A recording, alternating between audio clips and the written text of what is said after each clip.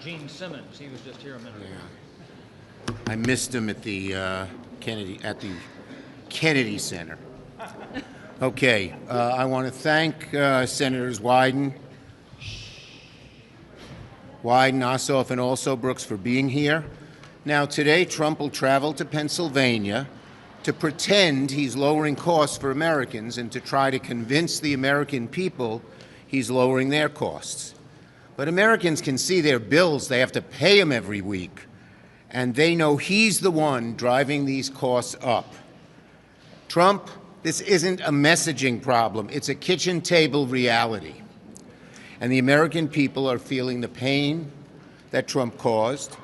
His tariffs have jacked up the price of everything from groceries to clothing to energy and so much more. His trade war hammered farmers so badly, he's now using $12 billion in taxpayer money to clean up the disaster he created. And there aren't enough speeches in the world to paper over the fact that Trump has sent costs up, not down, and the American people know it.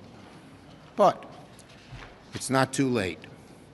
Republicans have one chance left to do something meaningful to lower costs, and that chance is simple. Work with Democrats to extend the ACA premium tax credits before they expire. Democrats have put forward the cleanest, fastest, most realistic solution, a 3-year extension of the current tax credits. No gimmicks, no poison pills. We'll move to vote on Thursday. Republicans have had all year to avoid this premium crisis. They ignored every warning. Every Democrat is united behind this fix. Republicans can't support anything that would bring meaningful relief to American people. Republicans are the reason we're now staring down a health care emergency. The choice is simple for them. Vote with Democrats to keep costs down, or vote to send premiums through the roof.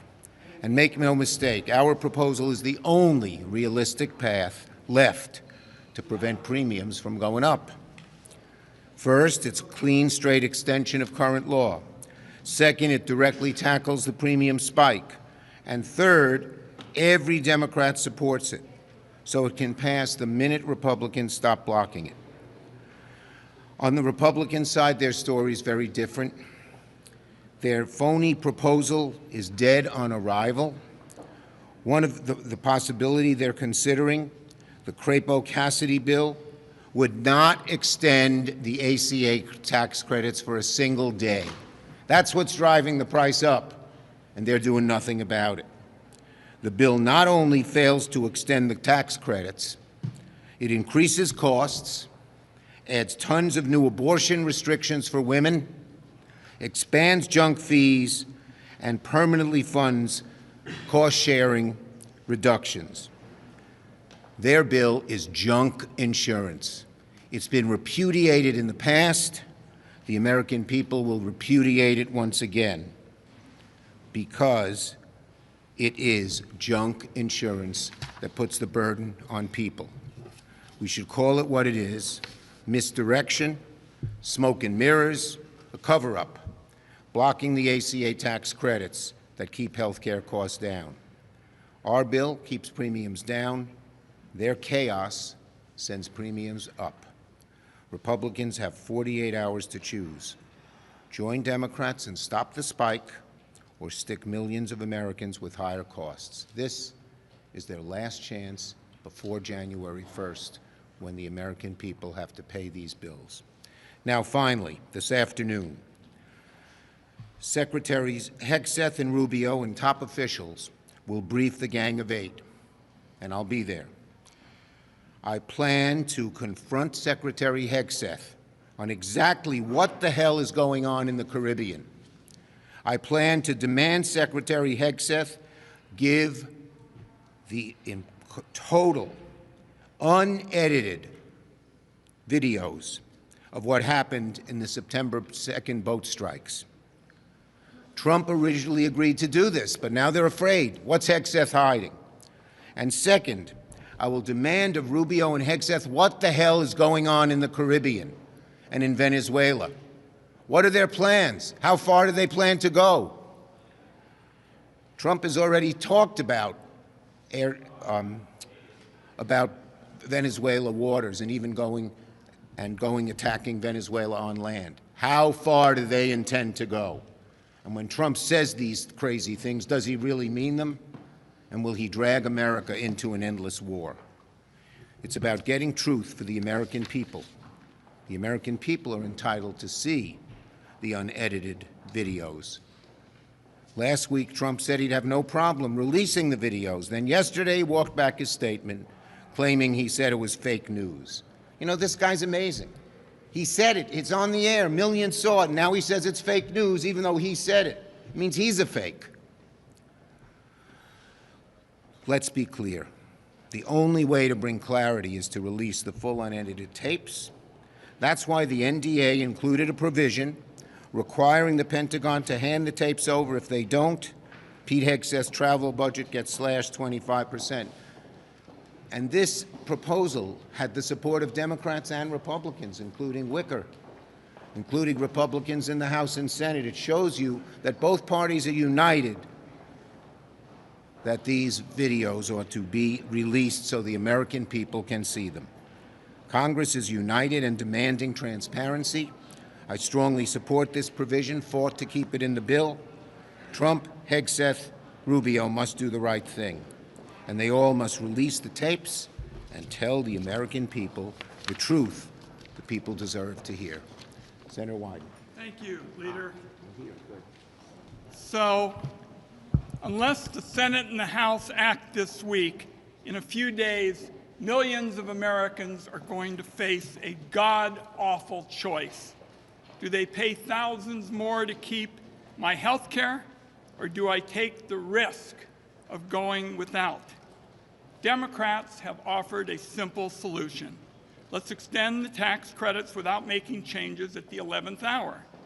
After that, let's see where we can work together to make the health care system better. Late last night, Republicans in the Senate revealed their alternative. Increase insurance premiums by thousands of dollars and deductibles by thousands more, and give people a snake oil alternative, a savings account. And they don't even do anything about criminal penalties for fraudsters the way we do. I'm going to use two examples to illustrate how disconnected the Republican plan is from the reality that Americans face. First, imagine a woman nearing Medicare age who's battling breast cancer. She's going to have another round of chemo in January, so she needs to sign up by next week. Crumbs in a savings account are not going to do much for her. Maybe she'll find out as we go that we have a better alternative. We're also going to imagine a young couple planning to start a family next year. Giving birth costs thousands and thousands of dollars, and they want to be prepared with the right insurance plan. Looking at the current premiums for a plan that covers their hospital stay isn't going to do much for them. These are two examples of the kitchen table conversations that are happening right now as Americans sign up for insurance. The Republicans offer crumbs in terms of insurance company profiteering and snake oil. To make matters worse, their proposal is riddled with ideological trophies like anti-abortion language. It shows that once again, Republicans weren't interested in compromise. Later this week, Americans will have the opportunity to see whose side senators are on.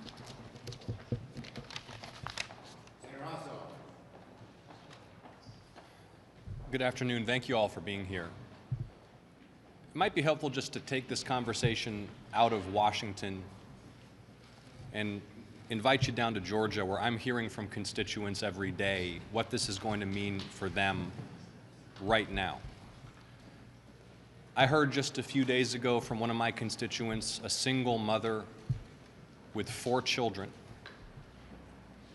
who gets her insurance through the Affordable Care Act exchange. And her medication costs $20,000 per dose. She needs 4 doses per year.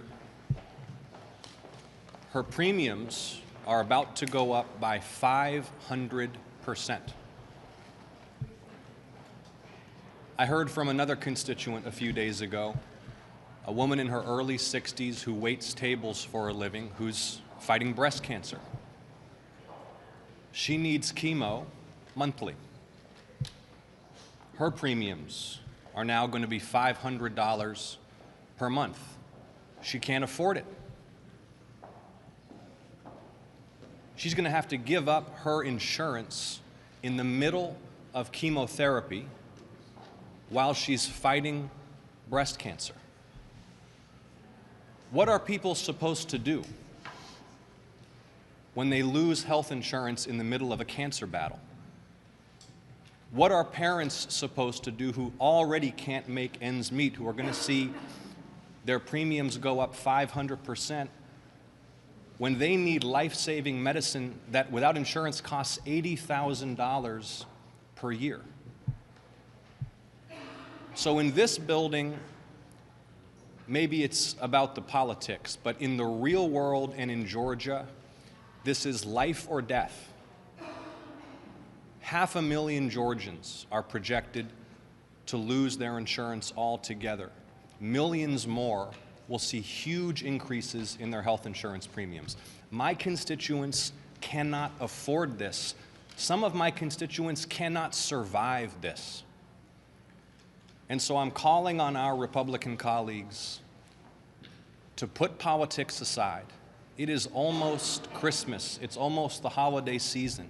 We should let our care and concern and goodwill for our constituents motivate us and guide us in these next few days. There's an opportunity on Thursday to come together and prove to the American people that no matter how divided we seem, we can unite to prevent these catastrophic increases in health insurance premiums. Thank you all. So as a part of the ongoing Jedi mind trick from this president, he this week made the absolutely incredible statement that the affordability crisis that Americans are feeling at their tables every single day is a part of a Democratic hoax. I can tell you what the true hoax is. It's a scam, and it's a hoax. You don't have to tell Americans about a hoax. The ones who recognize that they cannot afford their utility bills, the same ones who this Christmas season and holiday season are shopping and they experience for themselves how unaffordable it's becoming in this country. The same ones who are now sitting at their kitchen tables, people like my aging parents, both of whom are dealing with life-threatening illnesses, who look at their Medicare and look at all of their premiums and recognize the escalating cost of health care in this country. And so the Jedi mind trick that continues to want Americans to believe that somehow affordability is not an issue is really, it's really, really sad. But this week, we have a chance to provide relief from the looming health care crisis that's threatening millions of American families. Now, let's be clear. This could have been resolved months ago, but Republicans refuse to do so. Americans are already struggling under the weight of increased cost of living, and everything is more expensive, especially in this holiday season. And this health care crisis is only making things worse. Democrats know this because we've been listening to what Americans have been saying to us. We know the strain that this is putting on families, and we've been fighting to lower health care costs. But we've come up against a roadblock. These Republicans who are in control, and they've stopped us at every single turn. For months, we've been asking our Republican colleagues to work with us on extending these Affordable Care Act tax credits. And this is something, to be clear, that absolutely should not be controversial. For many people, this is absolutely a matter of life and death. We should be doing what we can to make life easier on the people that we're here in Washington to represent. But Republicans just don't get it. They're out of touch. Can you imagine sitting at your kitchen table holding a notice from your insurer that tells you that your health care premium is about to be tripled, only to hear that this administration and Republicans who are in control of the government think that you're stressed out about a hoax? If Donald Trump and Republicans in Congress spent more time with the people that they are supposed to be representing instead of the billionaires that they have worked all year long to repurpose our government to be able to afford their tax cuts, the billionaires that they continue to cater to, they would know that affordability is not a con job. This is a real crisis, and it's one that Republicans have needlessly created. They have a job to do, but instead of working with us, they've spent months complaining about the Affordable Care Act because they don't get it, and guess what? They never have. For the last 15 years, they've taken every opportunity to criticize the Affordable Care Act and to talk about what they would do instead if they were in control. Well, the time is here, but their plan is not here. They have no plan, and they haven't put forth an alternative yet. That leads us to conclude that they do not have a plan. And if you look at the way that they've handled everything from health care to the economy and how they've made everything less affordable, it's not clear that they ever will. Even if they were capable of putting together a plan, it's becoming clear that Republicans just don't care. They're choosing to ignore the voices of the American people who are struggling to afford absolutely everything. Again, from food to housing to health care to goods to utilities. But the truth is that the people are not their concern. This isn't something that I say lightly, but we know that actions speak louder than words, and the Republicans' lack of action is deafening. It says they don't care, and they don't care enough to even do their jobs. Since they don't care enough to put together a plan, we've done the work and offered them a simple one. Extend the ACA tax credits for 3 years. That way, premiums don't skyrocket and overburden families across this nation. And while the extension is in place, well then let's work together to make health care more affordable and more accessible. This is the Republicans' latest chance to speak with their actions and show who they stand with. But no matter what they decide, we know where we stand. We are on the side of the American people. We're going to fight to lower costs and to make life better for families. And we're going to keep sharing our vision for a more affordable America. Thank you, Senator. Also, Brooks. Okay, we're ready for questions. Yes.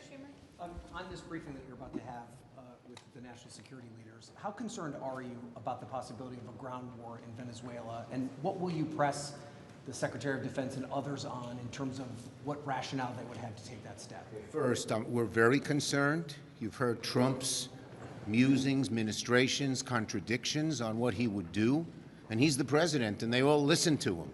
So we are very, very concerned. To go into war, land war, in Venezuela is an act of war. That is Congress's right. And Senator Kaine and myself and 2 others, Schiff and Rand Paul, have the War Powers Act ready to be introduced on the floor of the Senate. We hope Republicans will join us in that vote. Leader Schumer. Yes.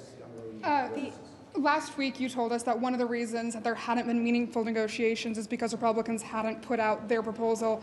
Now that that's out, do you see any path forward to find something in between these 2 proposals, or is it one or the other? Their plan is a non-starter. They even know it themselves. They're so struggling that they couldn't come up with a real plan, that instead of the total embarrassment of having no plan, they have the total embarrassment of having a plan that's been rejected over and over again, that doesn't lower health care costs, that doesn't extend the ACA 1 day, which is what the American people are asking for, and has all these poison pill riders, such as abortion, which they know are killer amendments. So is there any path to negotiation? Next.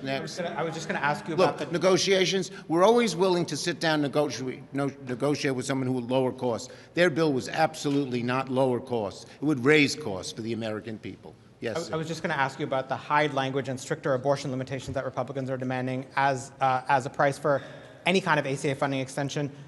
Is it off the table for you? Does that mean there will be no extension? Yes, off the table. They know it damn well, but because they can't come up with any real solution, and they're so, afraid of the Susan B. Anthony League, they put this non-starter language in. It shows they don't care about reducing health care costs. They care more about taking abortion away from the women of America than they care about reducing health care costs. Yes. Yeah, go ahead. Mr. Ronald Widen, D. Oregon, would like to say a few words. I just want to make mention of how they've handled this.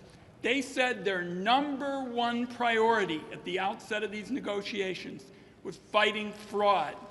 We went out and put together legislation, black letter text, that said that there would be criminal penalties for fraudsters, but they totally ignored it.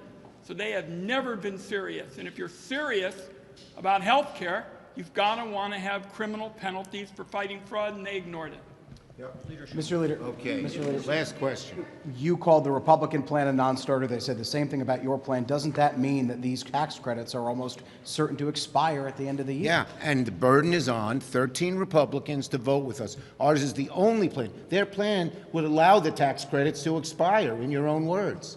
Our plan would stop them from expiring. That's why it's supported overwhelmingly by the American people. Just remember, 55% of Trump voters, according to the data, support our plan. Thank you. Why not a one-year extension?